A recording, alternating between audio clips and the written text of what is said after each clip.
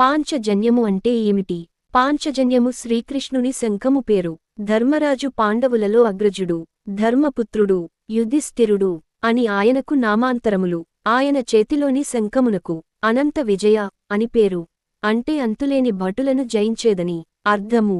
అర్జునిని చేతిలో ఉన్న శంఖమునకు దేవదత్తము అని పేరు.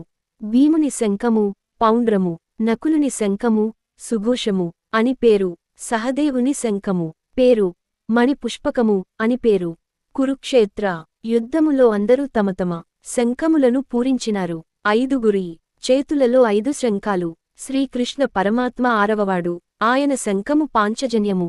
ఈ 5గురి శంఖములతో సమానము. పాంచజన్యము చేపలవలే నీటిలో ఉండే ప్రాణి. శంఖము ఆ ప్రాణి శంఖములో ఉన్నప్పుడు కదులుతూ ఉంటుంది. మనకు పైన చర్మములోన మాంసము, ఎముకలు ఉండగా శంఖమునకు బయట అస్థి లోపల మాంసము ఉంటుంది. సముద్రములో ఉన్న పంచజనమనే శంఖమును బయటికి తెచ్చి భగవంతుడు తన యుద్ధ ఘోషకు ఉపయోగించాడు. పంచజనునకు సంబంధించింది కనుక దానికి పాంచజన్యము అని పేరు. అందరూ వారి వారి శంఖములను యుద్ధ ప్రారంభ సూచకముగా ఆనాడు పూరించేవారు.